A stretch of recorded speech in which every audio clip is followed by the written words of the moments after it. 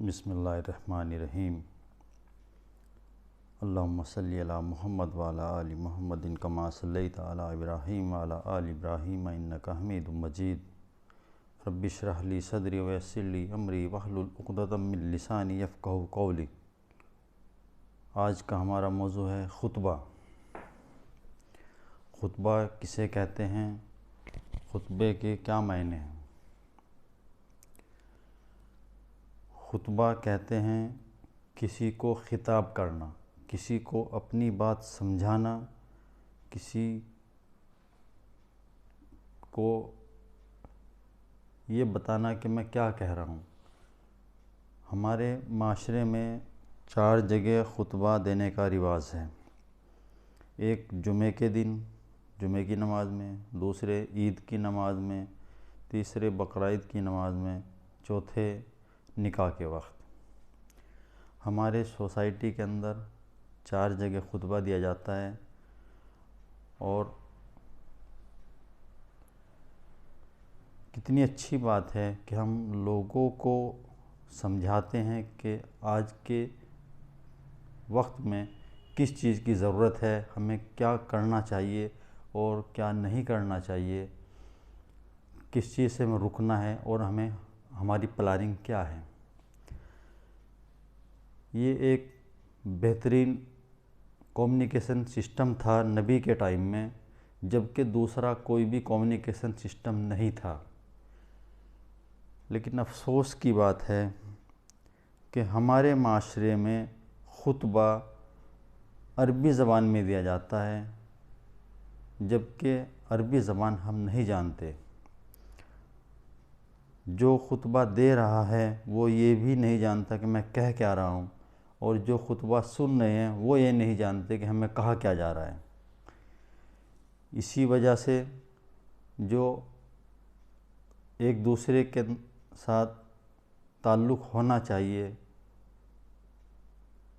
وہ کمزور پڑتا ہے، کیونکہ اس کے بیچ میں رکاوٹ ہماری لینگویج ہے۔ اگر ہم اسی لینگویج میں خطبہ دیں جس کو ہم سمجھتے ہیں تو خطبہ دینے کا مقصد پورا ہوگا۔ لوگوں کا کہنا ہے کہ ہمارے حضور نے عربی میں خطبہ دیا، اس لیے ہم بھی عربی ہی میں خطبہ دیں گے۔ عرب کے لوگ عربی جانتے تھے، اس لیے وہاں عربی میں خطبہ دیا جانا تھا۔ اگر وہاں کے لوگ ہندی، اردو یا کوئی دوسری زبان جانتے تو اس میں خطبہ دیا جاتا۔ لیکن ہم نے اس کو ایک رسم بنا لیا، اس کے مقصد کو نہیں جانا کہ خطبے کا مقصد کیا ہے، خطبہ دیا کیوں جا رہا ہے۔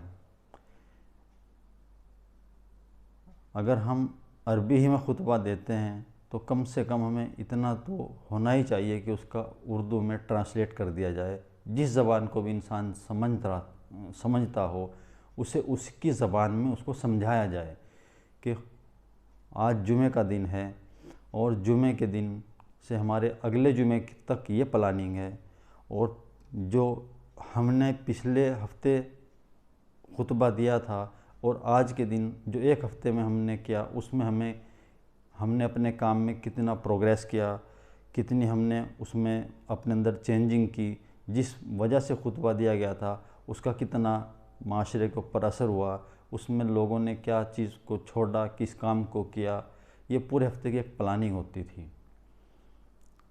اسی طریقے سے عید میں جو خطبہ دیا جاتا ہے وہ اس کے لیے حکم آیا ہے کہ آپ کافی دیہات سے اور دور سے اکٹھے ہو کر عید کی نماز ادا کریں، جبکہ جمعے میں ہر محلے میں کے لوگ ایک جگہ اکٹھے ہو کے نماز پڑھیں تاکہ پورے محلے میں اس کا پیغام پہنچ جائے۔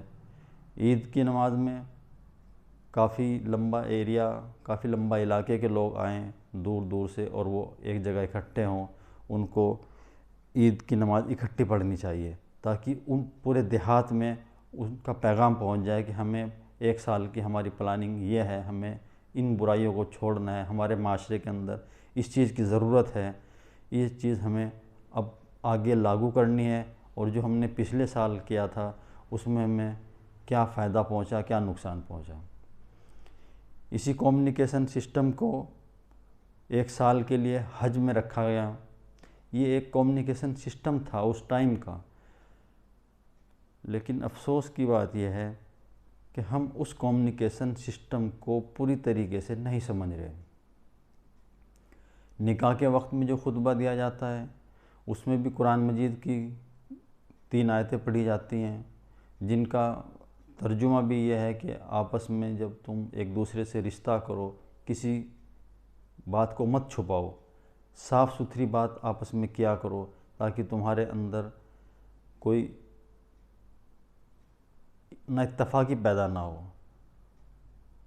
ایک دوسرے سے اچھے الفاظ میں اچھے طریقے سے بات کیا کرو اور بات سیدھی کہا کرو، کوئی بات چھپایا نہ کرو کسی بھی قسم کی، تاکہ آپس میں 2 خاندان مل رہے ہوں، ان دونوں خاندانوں کے اندر پیار، محبت، اتفاق قائم رہے اور یہ رشتے آگے تک بڑھتے چلے جائیں۔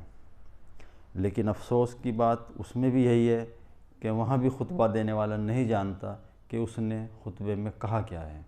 جب خطبہ دینے والا ہی نہیں جانتا تو جو سننے والے لوگ وہاں پہ اکٹھا ہوئے ہیں ان کو یہ تو بتا دیا جاتا ہے کہ بھائی خطبہ سننا بہت بڑی سنت ہے، لیکن وہ سنت ہے کیوں، وہ سنت کا مقصد کیا ہے، وہ ہمیں نہیں سمجھایا جاتا۔ ہمیں اس رسم کو خالی رسم ہی نہیں بنانا ہے، بلکہ اس سے فائدہ اٹھانے کے لیے اب لوگوں کو اس کا ترجمہ سمجھایا جائے کہ ہم نے عربی میں عربی زبان میں یہ کہا، اور سننے والے تاکہ اس پہ عمل بھی کریں۔ جس علاقے کے جو لوگ جس زبان کو جانتے ہوں ان کو انہی کی زبان میں سمجھایا جائے کہ خطبے کا مطلب یہ ہے، تب جا کر ہم کچھ اس سے نفع اٹھا سکتے ہیں۔ نہیں تو آج تک جس طریقے سے ایک ہم رسمی اسلام کو فالو کر رہے ہیں، وہی اسلام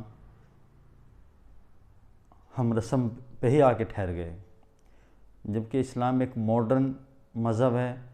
اگر ہم اس کو آج کے حالات، آج کے وقت کے ساتھ نہیں لے کر چلیں گے تو ہم دوسرے لوگوں سے پیچھے ہٹ جائیں گے، اور اس کی سب سے بڑی پیچھے ہٹنے کی وجہ بھی یہی ہے کہ ہم نے اسلام کو پوری طریقے سے سمجھنے کی کوشش نہیں کی کہ اسلام ہم سے کہتا کیا ہے۔ اسلام ہمیں چاہتا ہے کہ ہم ایک پاک صاف، ایک بہترین زندگی گزاریں، تاکہ آپ کی زندگی دنیا میں بھی اچھی ہو اور دنیا کے ساتھ ساتھ آخرت میں بھی اچھی ہو۔ خطبے کے متعلق میں نے جو کہا، اللہ تعالیٰ اس کو ہمیں سمجھنے کی توفیق دے۔ وآخر دعوانا والحمد للہ رب العالمین۔ جزاک اللہ خیر، آمین یا رب العالمین۔ اللہ ہمیں اس پر عمل کرنے کی توفیق عطا فرما۔